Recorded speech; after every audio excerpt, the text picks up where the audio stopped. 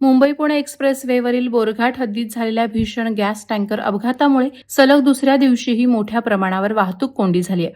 तब्बल 15 तास उलटूनही प्रोपोलिन गॅसची गळती पूर्णपणे थांबवण्यात यंत्रणांना अपयश आल्याने मुंबईकडे जाणारी वाहतूक अद्याप प्रभावित आहे. मंगळवारी सायंकाळी सुमारे 5 वाजता बोरघाट परिसरात अत्यंत ज्वलनशील प्रोपोलिन गॅस वाहतूक करणारा टँकर पलटी झाला.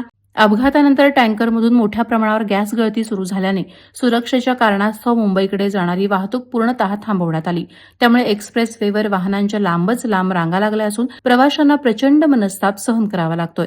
रात्री उशिरा घटनास्थळी केमिकल तज्ज्ञांसह एनडीआरएफची पथकं दाखल झाली. मंगळवारी संध्याकाळपासून गॅस गळती थांबवण्यासाठी शर्थीचे प्रयत्न सुरू असले तरी 15 तासांनंतरही परिस्थिती पूर्णपणे नियंत्रणात आलेली नाही. गॅस हवेत वेगानं पसरत असल्याने परिसरात कडेकोट सुरक्षा व्यवस्था तैनात करण्यात आली. वाहतूक कोंडी फोडण्यासाठी महामार्गावर टप्प्याटप्प्यानं ब्लॉक घेण्यात येत आहेत.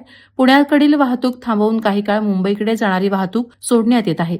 मात्र अवजड वाहनांना अद्याप बोरघाटातच रोखून धरण्यात आलंय. प्रवासी कार आणि हलकी वाहनं जुन्या मुंबई-पुणे महामार्गावरून खोपोली मार्गे वळवण्यात आलीत. रात्री 11 नंतर पुण्याकडे जाणाऱ्या लेनवरून मर्यादित स्वरूपात मुंबईकडे वाहतूक सुरू करण्यात आली असली तरी वाहतुकीचा वेग अत्यंत मंद आहे. दरम्यान तासनतास अडकून पडलेल्या प्रवाशांमध्ये तीव्र संताप व्यक्त होत आहे. टोल नियमितपणे वसूल केला जातो, पण आपत्कालीन परिस्थितीत प्रवाशांसाठी सुविधा, माहिती किंवा पर्यायी व्यवस्था का नसते असा सवाल वाहन चालकांकडून केला जातोय.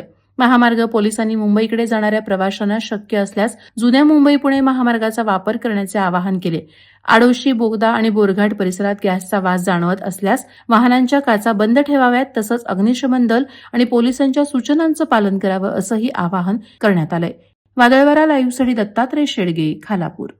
नवी मुंबई व रायगड जिल्ह्यातील ताज्या बातम्या आणि घडामोडींसाठी सबस्क्राईब करा वादळवारा लाईव्ह चॅनल आणि दाबा बेल आयकॉन.